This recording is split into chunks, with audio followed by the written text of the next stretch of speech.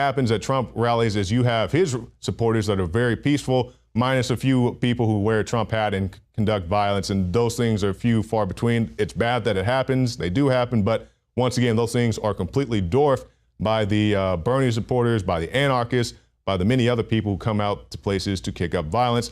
And one place where they're not planning any violence, but they're preparing for it, is Bilderberg. We have our crews out there right now, and now they're starting to assemble water cannons and other type of big MRAP type vehicles to deal with the crowds, these rabid crowds of, a handful of protesters and journalists. And it's gotten so bad that they're even arresting people for walking around with loaves of bread, saying that they can be used as a weapon. I'm being dead serious. This has been reported. They also were harassing a couple who had a cardboard sign.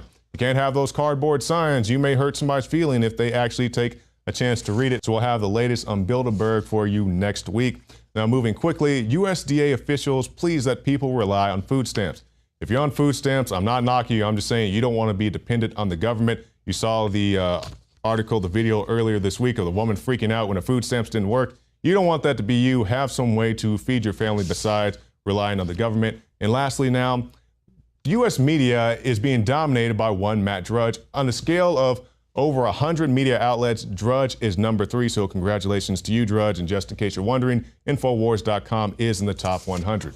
Well, that's it for this segment. Stay tuned right after this for more special reports on the INFOWARS Nightly News. Well, as you know from our reporters, Paul Joseph Watson, Rob Dew, Josh Owens, Bilderberg is in progress this week in Germany, in Dresden, Germany. And Bilderberg is very concerned about keeping the European Union together. That's the monster that they created, and it is only an intermediate step to global governance. But of course, Bilderberg is focused primarily on Europe and North America, so they're going to be very concerned about Brexit. They don't mention it on their agenda that they're talking about. And of course, they don't mention Donald Trump either, but we got Lindsey Graham, the essential establishment neocon, never Trumper, who is there. I'm sure they're going to be talking about how to contain Donald Trump. They're going to be talking about how to stop Brexit. But the thing that they're really concerned about is the results of their globalism and the results that it's had on the people who are working, the people they call the precariat, the proletariat, who are in a precarious position. And of course, this all harkens back to a kind of neo-socialism from these economists. They like to break everybody down into simple class warfare, and that's what they're doing with this. But I want to talk about their approach that they're taking and what the final end game is on this, and also how they have combined. We now see that they're pushing, in their final end game, a universal basic income to be provided to everyone. Now, that sounds like socialist utopianism, doesn't it? Would you be surprised to find some of the most conservative libertarian think tanks, like the American Enterprise Institute, thinkers like Charles Murray, who wrote Losing Ground in 1984, would you be surprised to find them pushing that idea? You see, the left and the right is a false dichotomy that they feed you to control you. Remember, we've talked about this multiple times at InfoWars, how it was the German central bankers who sent Lenin to Russia on a train with $10 million in gold to start the communist revolution. Well, we're at the beginning of another kind of revolution like that. But first, let's take a look at their approach of how they're going to try to stop Brexit. Now, this is an interview with the German finance minister, Wolfgang Schäuble. It's going to be released on Saturday in Der Spiegel. It has 23 pages that are published in English. This is a German paper, of course, but they want to send a warning to the English people. They say the finance minister warns that a British withdrawal from the EU could also negatively impact Britain's partner countries. And he says, in response to them, he says, we would have to see it as a wake-up call and as a warning not to continue with business as usual. Schäuble also ruled out the possibility that Britain could again enjoy advantages of the single market like non-EU members, Switzerland and Norway do, after leaving the EU. In other words, Switzerland and Norway get to participate in trade deals with the European Union, even though they aren't officially European Union members. They have a limited association with them, but they still get to participate in that. But if Britain were to come out, Schäuble, the German finance minister, warns them that's going to be it. He says, aus ist aus. If you're out, you're out. We're going to punish you economically. That's what they put in English in the German language paper. That's the warning they put out. And here's what he says. It would require the country to abide by the rules of a club from which it currently wants to withdraw. Brexit, he said, would be a decision against the single market. In is in and out is out. Okay, so they're going to punish the British people if they do that. And so we're in a situation right now where you have to understand, if you're British, and goes for everybody in Europe, okay, this is a war against your sovereignty, against your country. And essentially, he's just declared it. Are they going to go the way of Neville Chamberlain or Winston Churchill? Will they follow the path of appeasement, hoping that they can sue for peace and prosperity? Or will they understand that they are in a war for their very existence, that if they don't fight this European United States of Europe that the Germans tried so hard so many times to create, that they're going to lose their freedom and their prosperity? And of course, we've even had Prime Minister James Cameron say, hey, if we get out, it's going to lead to war. It will lead to war. It will lead to an economic war. They're threatening them, saying that this is going to be an economic warfare at the very least. The same banks involved in rigging the LIBOR exchange, the London interbank rates that are used to set variable rate mortgages, they were rigging this. And now they're saying they're going to increase the mortgages. Of course they will. They'll rig those as well. These are also the same banks like HSBC that have been involved in money laundering for terrorist organizations and drug cartels and get away with doing it all. So that's where it's all coming to eventually. But as we've been talking about this entire week, when we talked about the billionaire space race, when we talk about what's going on with Brexit, when we talk about what's going on with the precariat, you need to understand all of these forces are coming together like the Artilect War that Hugo de Garis talked about. If you remember that briefly, he said there's going to come a time when people understand these disruptive technologies like artificial intelligence has a potential to destroy their lives. If it doesn't result in machines who try to essentially take over and kill the humans, it will destroy every other aspect of their life. He says at this point, the Luddites, the Terrans, will get together. He calls them the Terrans, who stand for the earth. They will get together and they will try to shut down these forces. But the cosmists, he calls them, the elite, the plutocracy, the billionaires, they will remove themselves to space colonies, to near Earth space colonies. And from that advantage point, and from the advantage of their technology, they will pursue a war that will result in gigadeath. The economic war has already started.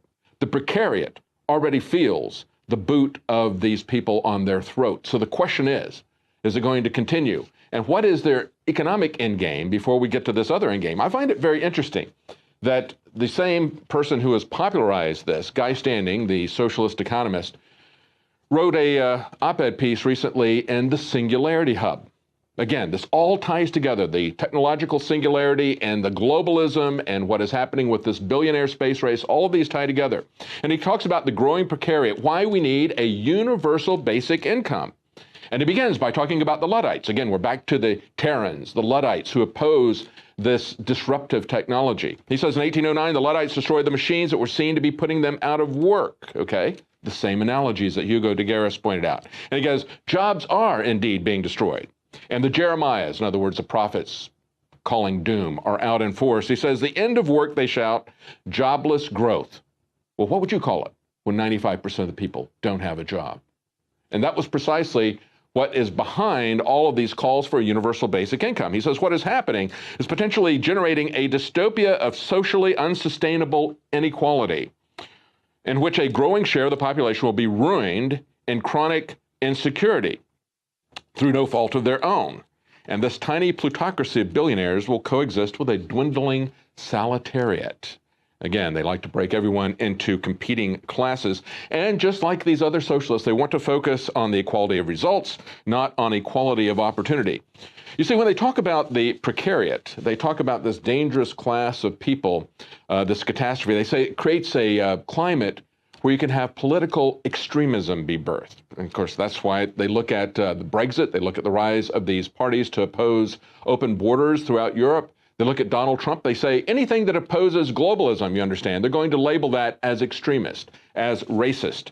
But just look at how they're operating in terms of bringing in people. Here's Forbes magazine talking about how universal basic income is not crazy. And referring again to the Swiss referendum that was just this last weekend, where 77% of them rejected this. They go back to Charles Murray. Charles Murray, who said, welfare creates dependency. His book, Losing Ground, was the basis of all the welfare reforms that we had during the Reagan administration. But now he says this, a practical response to the supply chain-driven reality of our impending jobless future. The disruptive technologies that we've been tracking and planning and sourcing and manufacturing and logistics will eliminate work faster than new modes of employment can absorb the bodies, okay? There's going to be fewer employees, so what do we have to do? We have to get everybody on a constant salary. We have to make them dependent. Say, dependency is not doing anybody a favor. Dependency makes you a slave. It's not an exaggeration to say that you'll be their slaves. They admit it themselves. Guy Standing, who wrote the book, The Precariat, The New Dangerous Class, says this, do not think that the new precariat will just be unemployed in the conventional sense. An irony of recent labor market developments is that the precariat has to do more and more work, much of which is unrecorded, unrecognized, and unremunerated. If you don't get paid, then you are simply a serf, a slave. They're going to put you on the reservation. That is what's behind Bilderberg, the billionaire space race, and all of this crony capitalism that's coming together.